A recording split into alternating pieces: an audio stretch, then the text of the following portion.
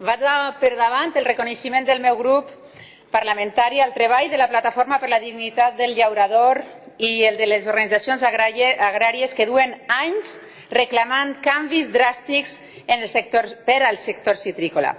El dia 18 de desembre i el 21 de gener passats vaig acompanyar les mobilitzacions a Nules, unes mobilitzacions històriques del sector agrari valencià que ha aconseguit ser portada de diaris i telediaris, malauradament per notícies molt negatives. Avui Compromís ens porta una PNL que pot semblar voler dir als citricultors que el Consell ja està fent tot el que està en la seva mà respecte a la crisi dels cítrics, però que en realitat posa la màxima responsabilitat en el govern d'Espanya per a que avantposi com a prioritat les necessitats dels citricultors valencians.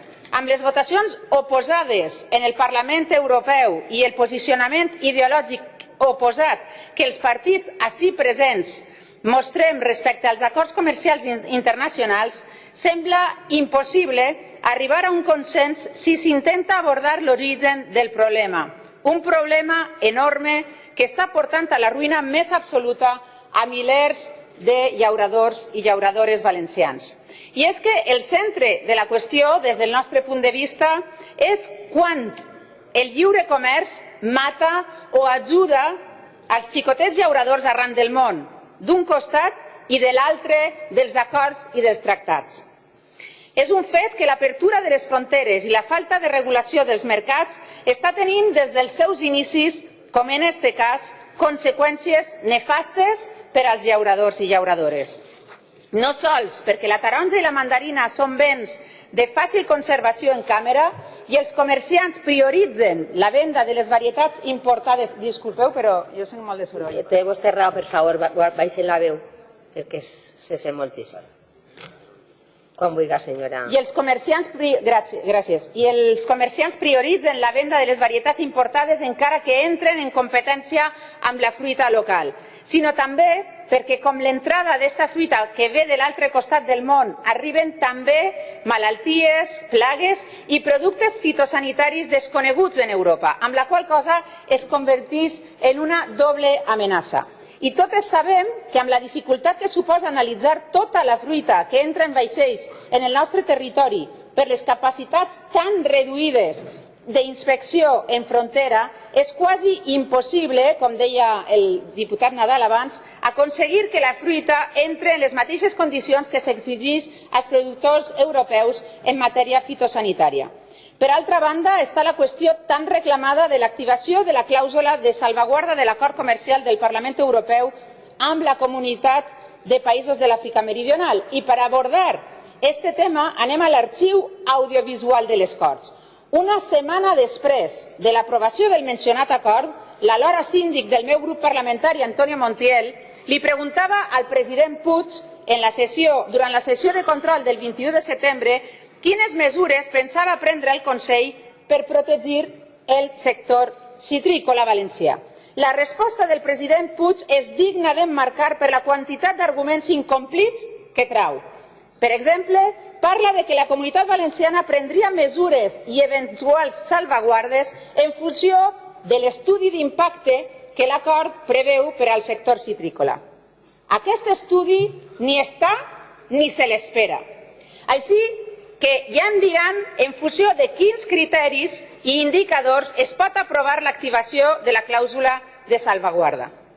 No serveixen grans xifres macroeconòmiques. L'estudi hauria d'abordar com influeix l'entrada de les diverses varietats en territori europeu al llarg de tota la campanya, però en moments puntuals i significativament delicats, com ara el període que va de finals d'agost fins a octubre, que és el moment crític de convivència de les varietats tardanes sud-africanes amb les primerenques valencianes. I si no fa l'estudi la Comissió Europea, almenys que el facin els ministeris d'Agricultura i el de Comerç. En tot cas, la clàusula no s'activarà si el president Sánchez i el ministre Planas no donen un cop sobre la taula de la Comissió Europea i imposen la protecció dels citricultors valencians.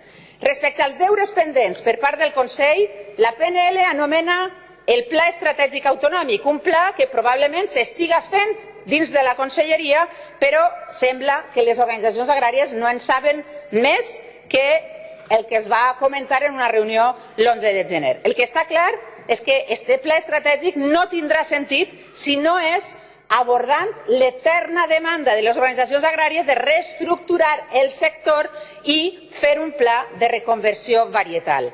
Per això serà fonamental l'engegada del mapa agronòmic que esperem s'aprove en la llei d'estructures agràries.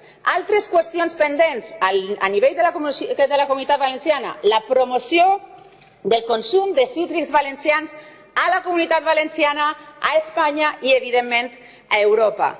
El paper de la compra pública, per què no estan totes les escoles valencianes menjant taronges valencianes en aquest moment i el mecanisme de retirada s'activa amb la indústria quan també les escoles i els hospitals podrien estar assumint gran part d'aquest mecanisme. El mecanisme de retirada ha previst la retirada sols de 50.000 tones, quan el sector parla de 200.000 tones que avancen. Aleshores, calen moltes més ajudes. És evident que cal un esforç pressupostari en aquest sentit. I, finalment, la qüestió de la investigació. L'IVIA pot jugar un paper no sols en la lluita contra les plagues i les malalties, sinó també en ajudar a reorganitzar la qüestió varietal, perquè tenim varietats que no s'estan utilitzant, investigades i obtingudes per als nostres investigadors de l'IVIA i, per desgràcia, mentrestant, els nostres citicultors pagant fins a 70 euros el planter quan ne tenim de baes produïdes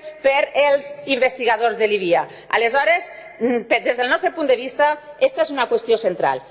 I per acabar vull citar un text de la meva companya Susana Gómez, que és companya de la secretaria i que treballa de forma incansable amb mi i amb tot el partit, probablement motivada per el fet d'haver patit en la seva pell les conseqüències nefastes de les polítiques agràries i comercials europees. I, de fet, li estic molt agraïda, sempre per la seva passió i motivació. El text diu: des del principi de la legislatura hem treballat sobre l'impacte dels tractats comercials de lliure comerç en el nostre sistema productiu i en la nostra sobirania. És impossible defensar el nostre món rural i, a la vegada, defensar polítiques neoliberals, perquè són opostes e incompatibles. De la mateixa manera que és impossible defensar l'ecologisme sense defensar el món rural, ni el món rural sense l'ecologisme. Moltes gràcies. Moltes gràcies, senyor.